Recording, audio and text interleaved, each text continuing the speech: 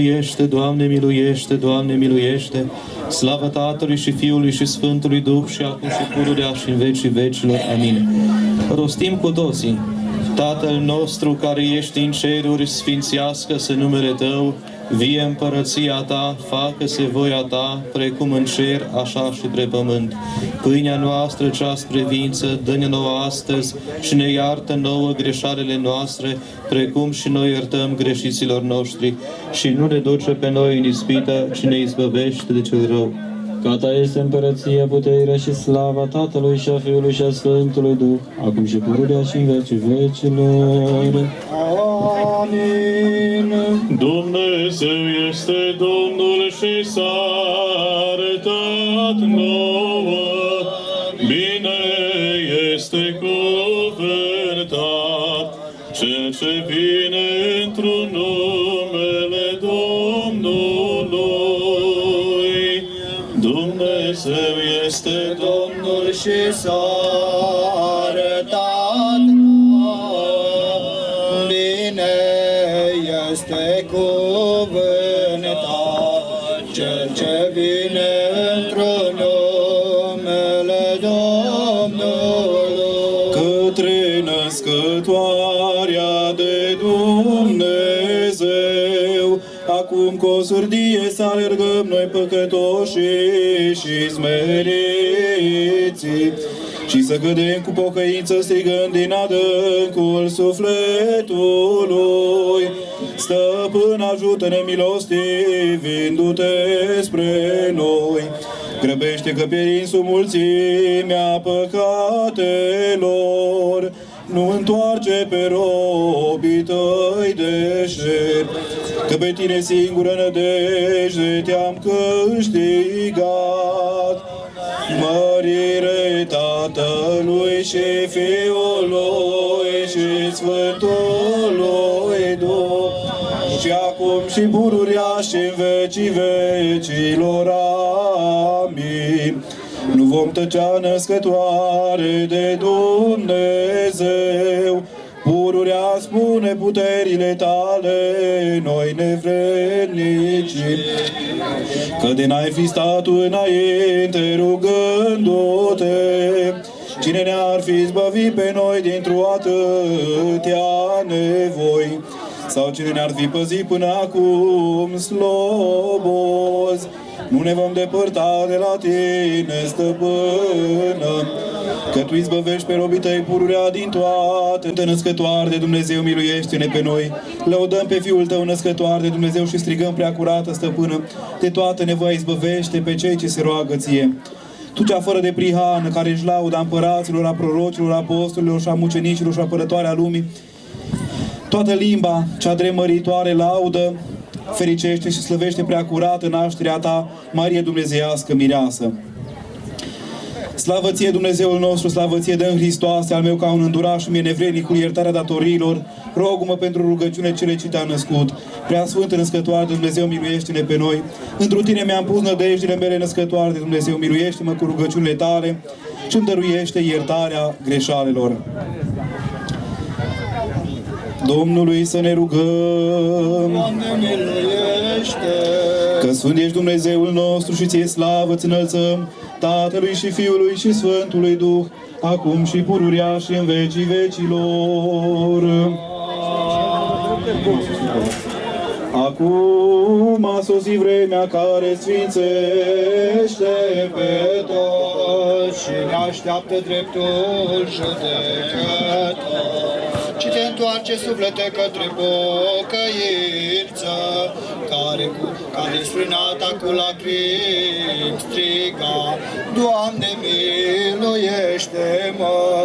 Hristoase, Cel ce a revărsat cu curgeri mari izvorul tămăduirilor în biserica cea prea curată a Fecioarei, doctorul sufletelor și al trupurilor noastre, îndepărtează astăzi prin stropirea binecuvântării Tale toate bolile celor neputincioși. Să luăm aminte, pace tuturor. Și Duhului Tău.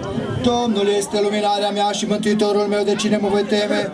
Domnul este păzitorul vieții mele, de cine mă voi înfricoșa? Înțelepciune. Din epistola către evrei a Sfântul Apostol Pavel, citire. Să luăm aminte. Fraților, cel ce sfințește și cei ce sunt sfințiți dintr-unul sunt toți.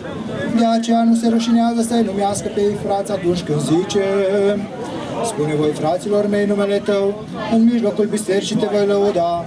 Și iarăși, întrânsul îmi voi pune nădejdea mea. Și încă o dată, iată eu și pruncii pe care mi-a dat Dumnezeu. Deci de vreme ce pruncii s-au făcut părtașii sângelui și trupului, în același fel și el a împărtășit acestea, ca să surpe prin moartea sa pe cel ce are stăpânirea morții, adică pe diavolul, și ca să izbăvească pe aceea pe care frica morții ținea în robie toată viața. Căci nu a luat nici cum fire de înger, ci sămânța lui Avram a luat. Pentru aceea, dator era întru toate să se asemene fraților, ca să fie milostiv și credincios arhiereu în cele către Dumnezeu, pentru ispășirea păcatelor poporului, căci prin ceea ce a pătimit el însuși fiind ispitit, poate și celor ce se ispite să le ajute. Pace ție, cititorule. Domnul tău, aliluia, aliluia, aliluia. Înțelepciune drept să ascultăm Sfânta Evanghelie, pace tuturor. Și Duhului tău. Din Sfânta Evanghelie de la Ioan, citire. Mărire ție, Doamne, mărire ție. Să luăm aminte, în vremea aceea să suite Iisus în Ierusalim, iar în Ierusalim, lângă poarta oilor, era o scăldătoare care se numea pe evreiește Vitezda și care avea 5 pridvoare. În aceste pridvoare zăcea mulțimi multe de bolnavi, orbi, șchiopi, uscați, așteptând mișcarea apei, căci un înger al Domnului se pogora din când în când în scăldătoare și tulbura apa, și cel care intra întâi după tulburarea apei se făcea sănătos, ori de ce boală era cuprins. Slavă ție, Doamne, slavă ție. În pace Domnului să ne rugăm. Doamne, miluiește. Pentru pace de sus și pentru mântuirea sufletelor noastre, pentru pacea toată lumea, pentru bunăstarea Sfintelor lui Dumnezeu biserici și pentru unirea tuturor Domnului să ne rugăm. Doamne, miluiește. Pentru ca să sfințească apa aceasta, Doamne, miluiește.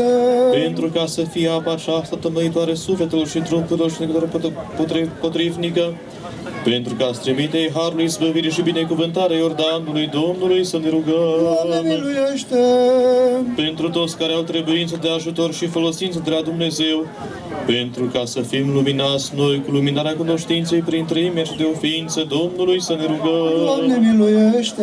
Pentru ca Domnul Dumnezeu să ne arată pe noi fiși și moșteni împărăției sale prin gustarea și stropirea cu apa aceasta, pentru ca să fim izbăviți noi de tot necazul, mânia, primejdea și nevoia, apără, mântuiește, miluiește și ne păzește pe noi, Dumnezeule, cu harul Tău. Doamne, miluiește.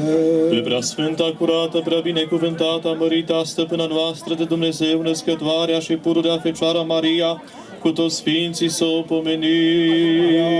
Sfântă născătoare de Dumnezeu, miluiește-ne pe noi. Pe noi înșine și unii pe alții și toată viața noastră, lui Hristos Dumnezeu să o dăm. Doamne, Că ție se cuvine toată slava, cinstea și închinarea Tatălui și Fiului și Sfântului Duh, acum și pururea și în vecii vecilor. Domnului să ne rugăm. Doamne, miluiește. Stăpâne, Doamne, Dumnezeul nostru cel mare, într-o sfat și minunat în lucruri, făcător la toată făptura ce a văzut sa. Și acum trimite harul preasfântului și de viață făcătorului Tău, care sfințește toate și sfințește apa aceasta. Și acum trimite harul preasfântului și de viață făcătorului Tău, Duh, care sfințește toate și sfințește apa aceasta. Și prin gustarea și stropirea cu apa aceasta, trimite nouă binecuvântarea Ta care spală întinăciunea patimilor. Așa ne rugăm, cercetează neputința noastră bună și tămăduiește cu mila Ta bolile noastre, cele sufletești și trupești. pentru rugăciune prea curate, prea binecuvântate, născătoare de Dumnezeu și pururea Fecioare Maria, cu puterea cinstești de viață, făcătoarei cruci, și pentru rugăciune tuturor sfinților și a Sfântului Proroc Ezechiel, la cărui pomenire o să vârșim. Și păzește, Doamne, pe drept credincioși și robii Tăi, dându-le lor sănătate sufletului și trupului și împlinește toate cele de trebuință ale obște acestea creștine din comuna aceasta care slujește Ție și Fie întru toate milostiv. Adu-ți aminte, Doamne, toată episcopia drept credincioșilor care drept învață cuvântul adevărul Tău și de cei nu preoțești și călugărește mântuirea lor. Adu-ți aminte, Doamne, de cei ce ne urăști, de cei ce ne iubesc pe noi, de frații noștri care slujești, de cei care stau de față și de cei pentru binecuvântate pricini nu s-a întâmplat să fie aici și de cei ce ne-au cerut nouă nevrenicilor să ne rugăm pentru dânsii. Adu-ți aminte, Doamne, și de părinți și de frații noștri care sunt în robiești și în supărări și miluiește pe dânsii după mare mila Ta, izbăvindu-i de toată nevoia. Că Tu ești izvorul tămăduirilor, Hristoase, Dumnezeul nostru, și Ție slavă ți înălțăm, împreună și Celui fără de început al Tău, Părinte, și prea Sfântului și Bunului și de viață Făcătorului Tău Duh, acum și pururea și în vecii vecilor.